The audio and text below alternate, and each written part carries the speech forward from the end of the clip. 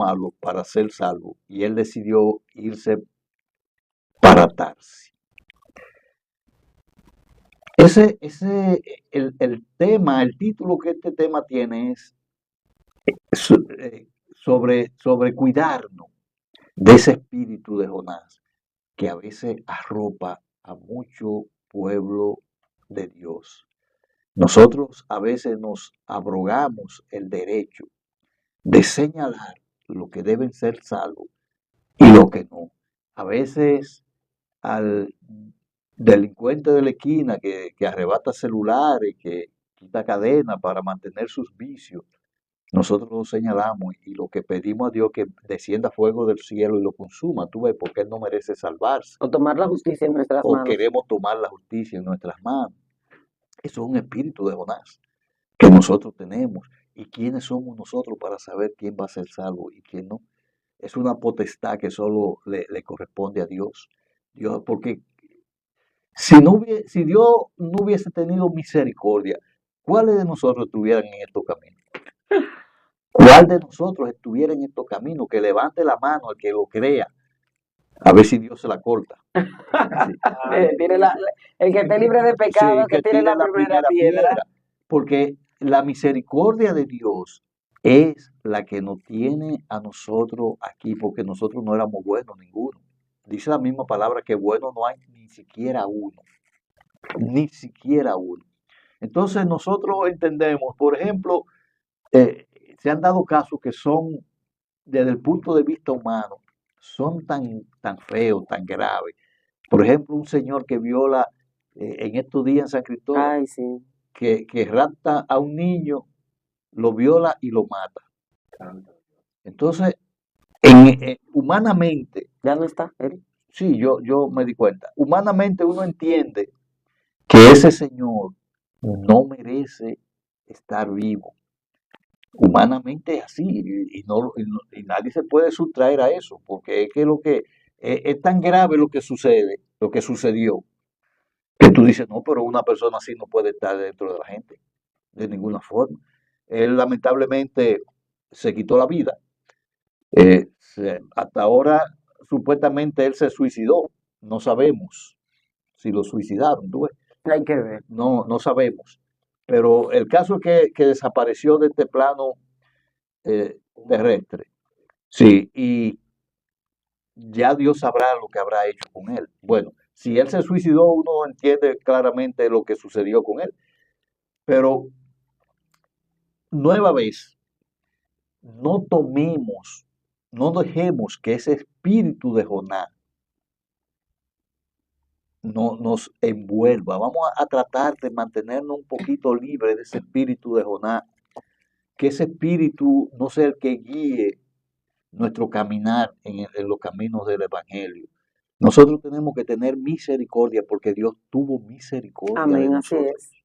Si no tenemos misericordia, la misma palabra dice que no vamos a alcanzar misericordia. Entonces nosotros reclamamos misericordia a Dios para nosotros o para uno de los nuestros, pero para un extraño no. ¿Y qué misericordia es esa? ¿Qué cristiano es ese? ¿Verdad? Todo esto viene a... Bueno, déjeme decirle esto. Jonás no solo fue que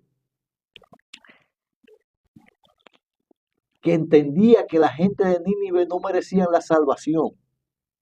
Y como él lo entendía, sino que cuando él va y predica, ya conocemos, no vamos a referir la historia porque todos lo conocemos, ¿verdad? Él se levantó una tempestad en el mar, él pidió que lo tiraran al mar porque él era la causa, se lo tragó un gran pez y el pez fue y lo vomitó en Nínive. Eso lo conoce todo el mundo, ¿verdad? Entonces, después que él empieza a predicar, dice la palabra que el rey de Nínive, hasta los animales, lo puso a hacer ayuno. Hasta los animales. Y Dios extendió su misericordia sobre Nínive. Dios extendió su misericordia. Pero esto, en vez de alegrar a don Jonás se puso guapo. Ujú, Mira lo que dice el capítulo 4 del mismo libro de Jonás. ujú. Del verso 1 al 4 dice, pero Jonás se apesadumbró en extremo y se enojó. Y oró a Jehová y dijo, ahora, oh Jehová, ¿no es esto lo que yo decía estando aún en la tierra, en mi tierra? Por eso me apresuré a huir a Tarsis, porque sabía yo que tú eres Dios clemente, piadoso, tardo en enojarte y de grande misericordia, y que te arrepientes del mal. O sea, él en vez de sentirse contento porque esa gente se arrepintieron, él se Ujú. sintió mal. Y eso acontece a veces con algunos de nosotros Claro que también, sí, claro. ¿sabes? Y qué lamentable, qué doloroso que, que veamos que estas situaciones suceden en el cuerpo de Cristo. Eh, Entendemos primero que nosotros somos los que sabemos quién debe ser salvo y quién no. A quién le predicamos y así yo no le predico porque ese no merece, mire, que le dirijan ni la palabra, merece eso. Es difícil, hermano Sí. Miguel. Y si tú vas a un grupo de gente que humanamente quizás no merezca que tú le dirijas la palabra, humanamente hablando, pero que el cristiano no puede vivir por lo que el mundo dice.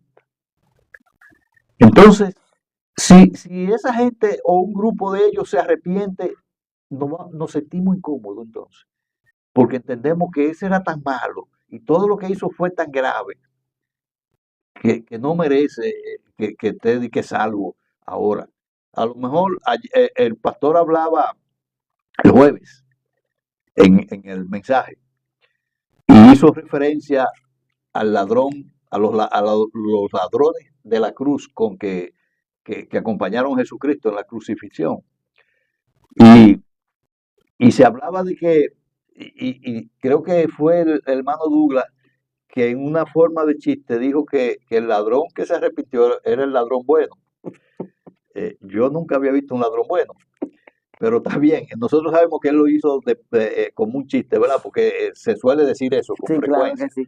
que el ladrón bueno, que el ladrón bueno. Yo quiero que, aunque la Biblia no lo establece, pero posiblemente el que se arrepintió era peor que el otro. Porque el otro está como cuando aborda a Cristo, está como tratando de justificarse, le está diciendo, pero tú no eres el hijo de Dios. Bájate de esta cruz y bájanos a nosotros. Mientras que el otro, el que estaba del otro lado, en un acto de arrepentimiento, 2 o 3 minutos antes de morir, entregó su vida a Cristo. Ujú. Y Así fue es. el único que la Biblia establece que Cristo le dijo, hoy, Ujú. hoy. La Estarás. gente dice que, mucha gente dice que eso no se puede tomar literal, que, bueno, yo no sé cómo se toma la Biblia, pero Cristo le dijo, hoy Estarás. estarás conmigo en el paraíso. Usted lo toma como usted quiera. Yo creo que Él está en el paraíso. Entonces, no hemos logrado entender. Mire, no hay iglesia perfecta. No existe eso. Y si existiera una iglesia perfecta, ninguno de los cristianos que asistimos a la iglesia cupiéramos en ella. Ninguno. Porque nosotros estamos llenos de defectos. Entonces, las iglesias son reflejos de nosotros. En el ministerio de Jesucristo habían 12 apóstoles, ¿verdad? Eso nosotros lo podemos tomar como una especie del inicio de las iglesias, cuando Jesucristo andaba con sus 12 apóstoles. Pero dentro de esos 12 apóstoles había muchísimos problemas.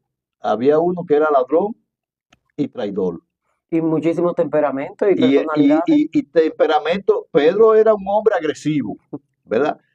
Habían dos que la mamá quería, que suponía que eran mejores que todos los otros porque quería que uno se sentara a la derecha y otro a la izquierda. Había un incrédulo.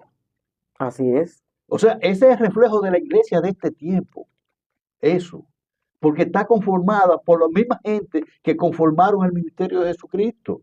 Por seres humanos llenos de defectos, de pasiones y de Así debilidades. es.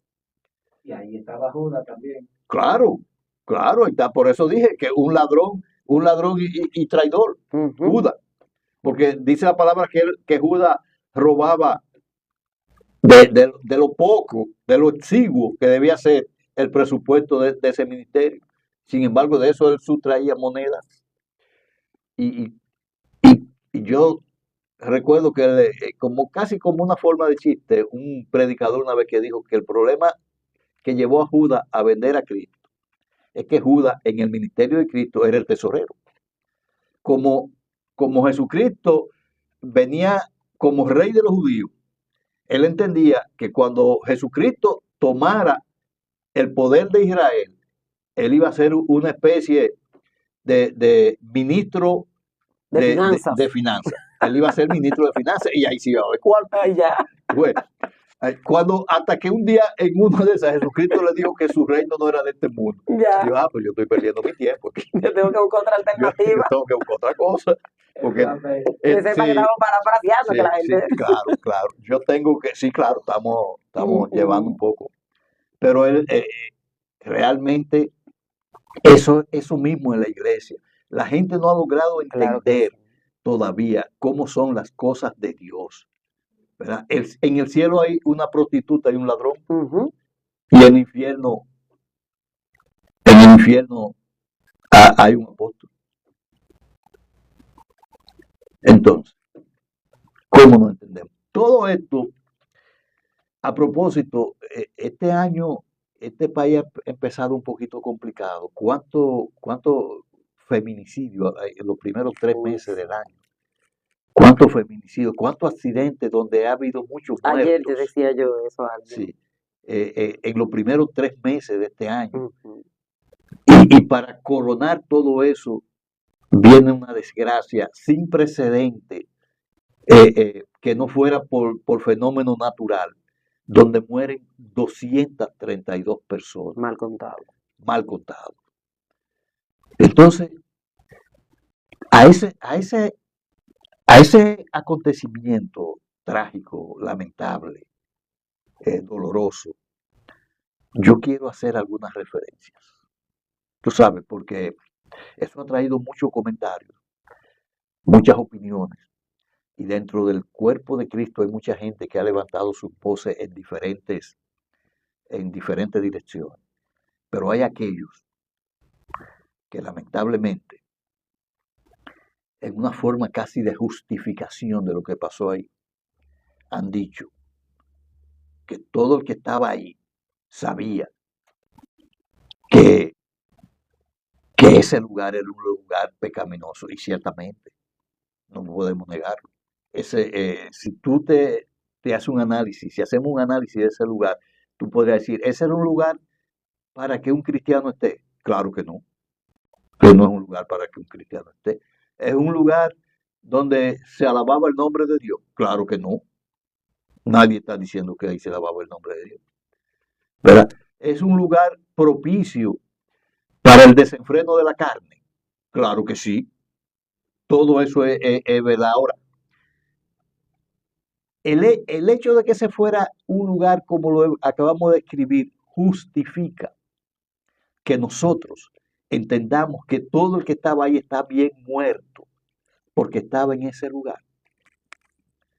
Y la pregunta que viene a continuación es, ¿puede un fenómeno como ese o de cualquier otra naturaleza? Porque había un tipo que dijo que en una emisora, creo que de Santo Domingo de emisora, que dijo, un cristiano, pastor, que si hubieran estado en la iglesia eso no le pasa. Y yo pregunto, ¿puede ser tan seguro que un fenómeno así no puede pasar en una iglesia? Bueno, yo traje una crónica que la voy a chequear porque ya mi memoria no da para recordar tantas cosas juntas. Entonces, esto está tomado de un periódico de los Estados Unidos en marzo 24 del 2020, o sea, hace 5 años. Y dice el titular de la noticia, dice, cerca de la mitad de iglesias en Estados Unidos celebra sus cultos con seguridad armada. Ese es el título. Y un subtítulo más abajo dice: a pesar de no ser la opción más popular, hasta el 45% de los pastores confirman la presencia de miembros con armas entre sus medidas de protección. ¿Y tú sabes por qué? Porque en el 2017, en una iglesia de Fullerton Spring, eso es en Texas, entró un señor en medio de un culto con un arma de grueso calibre y mató 27 miembros de la iglesia e hirió 18. Estamos hablando que no fue en una discoteca, no fue en un estadio viendo un juego de béisbol, fue en una iglesia donde se estaba predicando la palabra de Dios, donde se estaba alabando el nombre de Dios. ¿Y qué puede decirnos la Biblia con respecto a esto? Tú tomas la Biblia y te vas a Eclesiastés capítulo 9 y lee a partir del verso 2 y la palabra de Dios dice ahí: todo acontece de la misma manera a todos. Un mismo suceso ocurre al justo y al impío. Amén. Al bueno, al impío y al no impío. Al que sacrifica y al que no sacrifica. Como al bueno, así al que peca. Al que jura, como al que teme el juramento. Un mismo acontecimiento puede suceder en cualquier sitio. Entonces nosotros, lo que sucedió en ese lugar de esa discoteca en Santo Domingo, debe llevarnos a la reflexión. Así es. No a justificar muertos, porque nadie sabe el trato que Dios pudo tener con algunos, por lo menos con algunos de los que estaban en aquel lugar. Allí habían hijos de pastores, hijos de padres cristianos. Entonces, allí habían gente que iba a la iglesia. No eran cristianos, pero iba a la iglesia. Con temor de Dios, hermano Miguel. Gente con temor de Dios, porque yo tenía temor de Dios, yo iba a la discoteca, teniendo temor de Dios, antes de yo hacer la confesión de fe.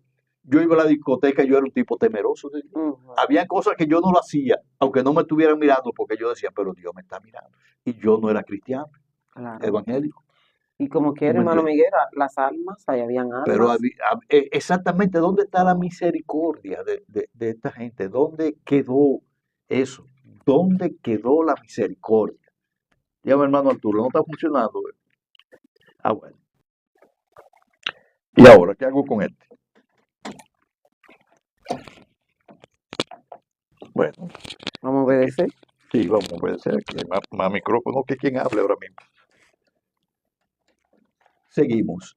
Entonces, este tema es un tanto complejo, tú ves. Posiblemente encuentre algunas voces que se levanten en contra de esto que estamos diciendo, pero todo lo que estamos diciendo está basado en texto bíblico. Ya leímos Eclesiastés 9 del 2 y 3. Allí todo lo que sucede a una persona le puede suceder a otro. En otra parte, la palabra de Dios dice que el sol sale para justo e injusto. La lluvia cae para justo e injusto. Cuando siembra un campesino justo y siembra un injusto, no cae solo en el terreno del injusto cuando llueve, del justo cuando llueve, no. Cae en los dos terrenos la lluvia. En los dos terrenos cae porque Dios es un Dios de misericordia. Allí, en aquel lugar, había gente, quizás, que el grado de pecaminosidad era tanto, tan fuerte, que no iban a alcanzar salvación. Eso sucede en cualquier sitio. Dentro de la iglesia hay muchísima gente que se van a quedar, no van a alcanzar salvación también. No nos hagamos ilusión de que todo el que está dentro de una iglesia va a ser salvo, Así es. ¿sabe? Porque el mismo Cristo le dijo, no todo el que dice Señor, Señor será salvo. Es que estamos prestos primero para juzgar siempre. Entonces, estamos juzgando a los demás. Estamos mirando la paja en el ojo ajeno y la viga en el nuestro. No la vemos. ¿Tú ves? Y esto es para que el pueblo de Dios que nos pueda estar escuchando, empecemos a corregir ciertas cosas que no son del agrado de Dios, que no son del agrado de Dios. ¿No? Y que, como usted mencionaba, hermano Miguel, eso sucedió, pero porque eran personas que a lo mejor no conocían de Dios o no habían hecho su acto de fe, pero han sucedido cosas a ministros del Señor que no necesariamente tienen que estar en lugares como eso, que también uno diría, pero fueron cristianos, ¿y por qué le pasó esa parte? Yo creo que Hay quien hasta empieza a juzgar y a es buscar cosas. ¿Qué están exactamente, haciendo? y comienzan hasta especular, Sí, vamos a decirlo así, sí, mira, eso. creo que un par de años, una pareja de esposos, un Sí, pastor y la esposa, fueron, que mataron. que lo mató la Ujú, policía ujú. en una supuesta confusión de un carro que andaban buscando y el carro en que ellos venían se Se parecía. parecía. Y ellos venían, ¿tú sabes de dónde? De una campaña evangelística. Y Venían murieron. y murieron ahí de forma violenta. Y tú puedes, y yo vi gente diciendo, no, de una campaña ¿En evangelística. qué estarán? ¿En qué estaba ella esa gente en esa campaña? Y yo le digo, pero vamos a buscar en la Biblia cómo murieron los apóstoles, Mm, cómo murió eh, Esteban. Esteban apedreado. murió apedreado. Estaba en algo malo Esteban cuando murió apedreado. Cuando él mismo al morir dice que estaba viendo los cielos abiertos y a Jesucristo esperando. Como murió Pablo. ¿Cómo murió Pablo? ¿Cómo murió Pedro? ¿Cómo murió Juan preso en Ujú. una cárcel en la isla de Patmos? Casi todos los discípulos murieron de forma violenta. Pero ¿cómo murió Jesucristo? ¿Cómo murió Jesucristo?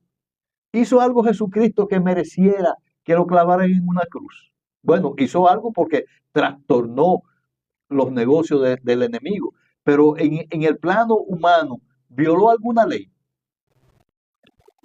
¿Tuvo algún acto de corrupción que lo llevara a morir de esa forma?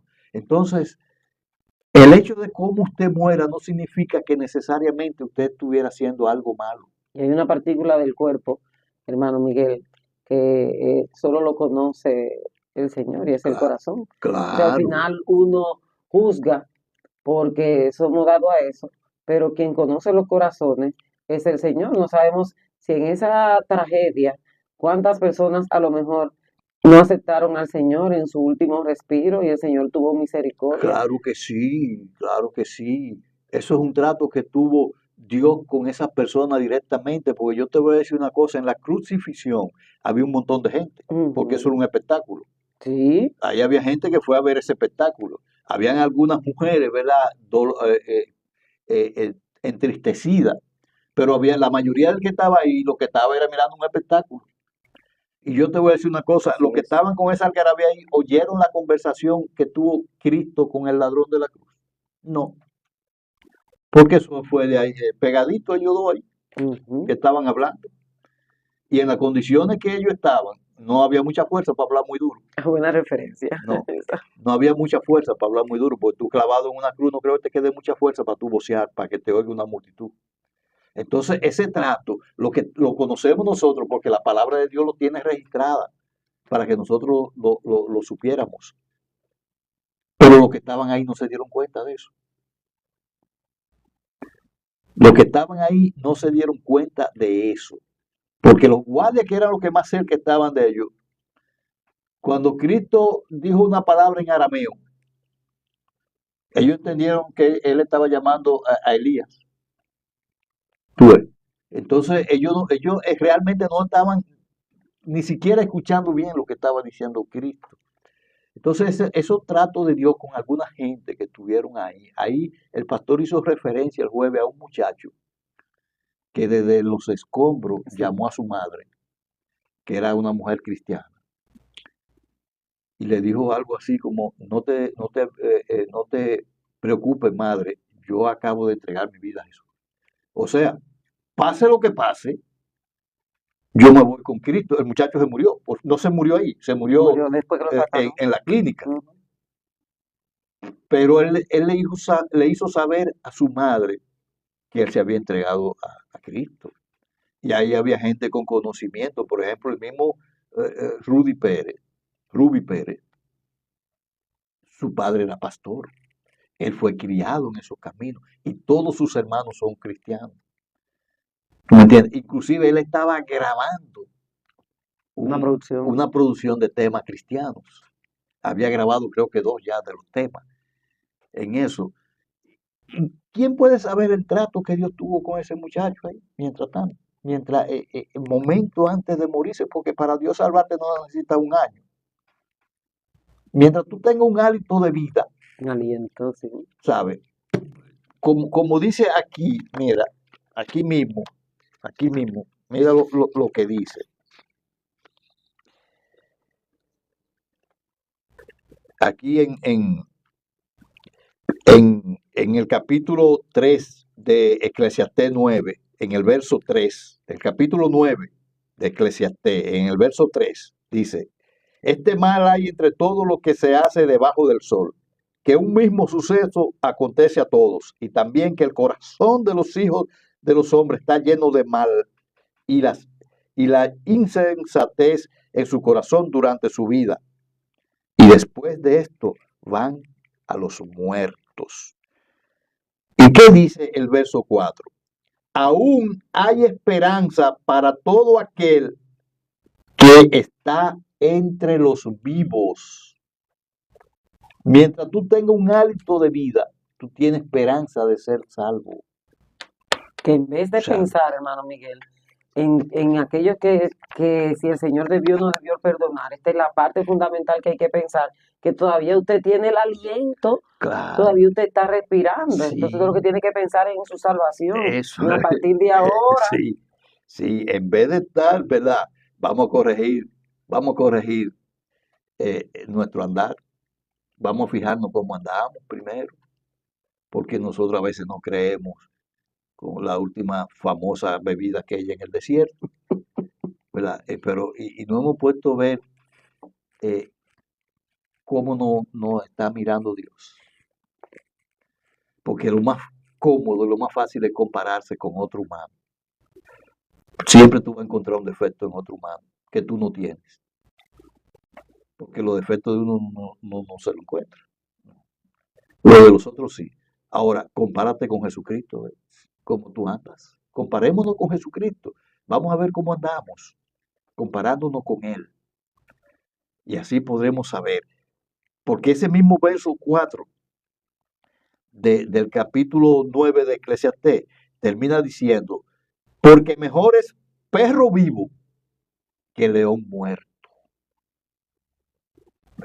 Entonces, hermano, todo esto, porque es triste, es doloroso oír a un cristiano que no tenga misericordia.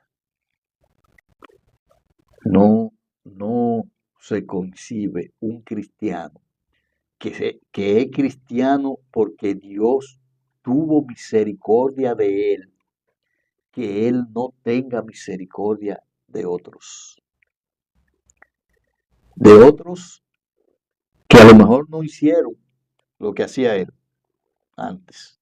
Bueno, y Dios lo alcanzó con su misericordia. Y hoy en día levantan el dedo acusador contra gente que estuvieron allí, que volvemos y repetimos para lo que suelen tergiversar lo que uno está diciendo. No estamos diciendo que aquel lugar era propicio para un cristiano. no está diciendo que era un templo, ¿verdad? No, eso no era un templo.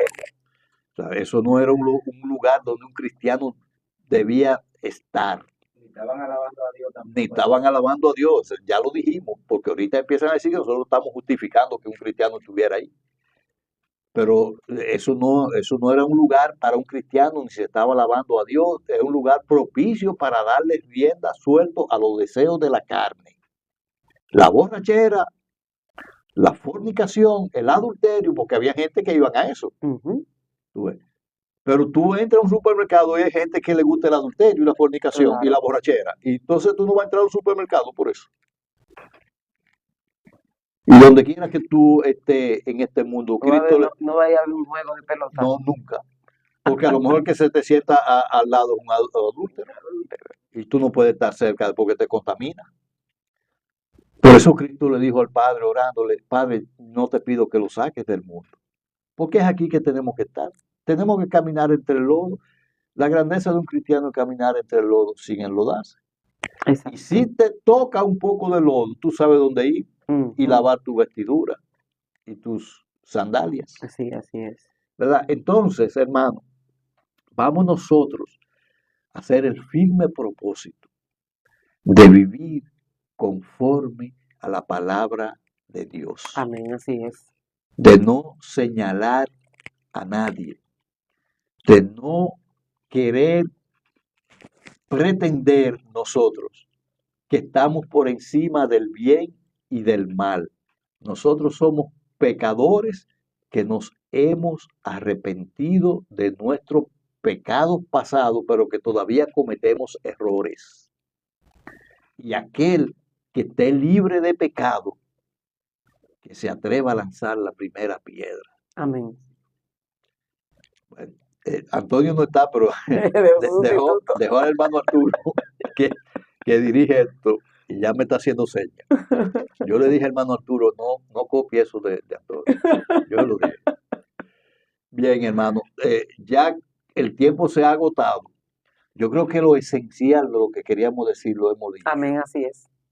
Y vuelvo y repito, ojalá no aparezcan voces que quieran tergiversar lo que hemos dicho. Hemos sido claros, hemos usado la palabra de Dios, hemos citado la palabra en cada caso, cosa que es lo que nos han enseñado en nuestra congregación. Justifique todo lo que usted diga con la palabra. Amén. Justificarlo sin sacar la palabra de contexto, ¿verdad? Tome el contexto completo y entonces justifique lo que usted está diciendo. Así que en estos últimos minutos que quedan, reflexionemos profundamente. Vamos a llevar el mensaje de salvación a todo el mundo, hermano. A todo el mundo. Vamos a orarle a Dios para que Dios desate nuestros labios, porque a veces nosotros mismos nos atamos. No queremos decirle a otros, ¿verdad? El plan de salvación de Dios, y Dios no hizo acepción de personas. Dios, Cristo dijo, id por el mundo y predicad este evangelio a todo pueblo, a toda nación, a toda raza. Aquí no hay color ni credo. Predique el evangelio, que usted no sabe de dónde saldrá un evangelista, de dónde saldrá un hombre que Dios lo está esperando, que usted le lleve la palabra para Dios utilizarlo grandemente. No hubo un perseguidor más grande de la iglesia primitiva que Saulo de Tarso, no lo hubo. Se regodeaba de felicidad cuando estaban torturando a los cristianos, estuvo presente en la muerte de Esteban. Dice la palabra que él le guardaba la ropa a los que estaban apedreando a Esteban. ¿Y quién fue el apóstol Pablo? ¿Quién fue Saulo de Tarso después? El apóstol Pablo. El que más libros escritos tiene en el Nuevo Testamento. Así 13. ¿Verdad? De 26. ¿Sabe? Entonces,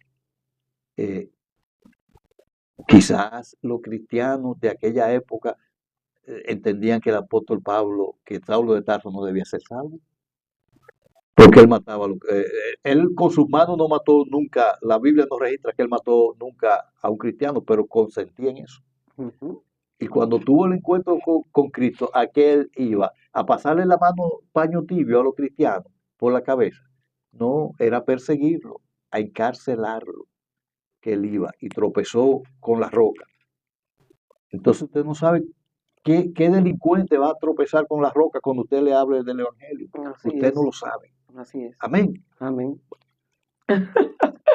Damos gracias a Dios por la vida de nuestro hermano Miguel en esta mañana. De verdad que un mensaje reflexivo para que nosotros estemos pensando en lo que verdaderamente Dios ha puesto en nosotros, para que nosotros no tomemos ese espíritu de Jonás. Nosotros no Amén. estamos para juzgar, nosotros no estamos para seleccionar a quién hay que llevarle la No, palabra, a quién sí, a quién no. No, no, no. De hecho, su palabra dice, id y predicad el evangelio a todos, o sea, no es necesariamente a uno. Y yo creo que muy atinado, hermano Miguel, el mensaje para este día, que nosotros cada día queremos ser tan sabios en nuestra propia en nuestra opinión. propia opinión. Entonces, vamos a permitirle a nuestro hermano Miguel que esté orando por la iglesia para que el Señor obre de una manera especial y de verdad para eh, reprender, sí, todo espíritu de Jonás, así como decía el título del mensaje que Dios puso en el corazón de nuestro hermano Miguel, porque dentro del pueblo de Dios también hay personas en esta, eh, queriendo a lo mejor tomar las cosas por sus manos y Sí, queriendo sí, sí.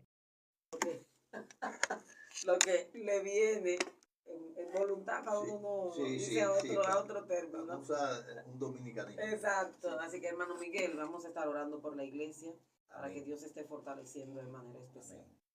Amado Dios, Padre Celestial que moras en los cielos, estamos aquí, Señor, agradecidos de ti, porque nosotros no tenemos ningún valor fuera de ti, Señor, pero puesto en tus manos, Señor, tú nos utilizas como vaso de honra, Padre. Te damos gracias, Señor, porque te acordaste de nosotros cuando andábamos arrastrándonos en el lodo cenagoso del pecado, Señor. Tú tuviste misericordia, Padre mío y Dios mío. Permite en esta hora, Señor, que cada miembro de cada iglesia, Padre, entienda que debe tener misericordia, Padre. Padre, que tú no tienes acepción de personas, Señor, que para ti todos los seres humanos merecen salvación, Señor. Que nosotros no estamos llamados a juzgar a nadie, que nosotros no estamos llamados a seleccionar quién debe ser salvo y quién no. Que ese espíritu de Jonás, Señor, en cada uno de nosotros, Señor, que podamos ver a cada persona del mundo perdido como un futuro salvo por ti. Te damos gracias, Dios, porque tú has sido bueno, porque tu misericordia se extiende cada día. Y te pedimos perdón si alguna vez ese espíritu de Jonás, Señor, ha influido en nosotros en tomar algunas decisiones. Perdona a tu pueblo,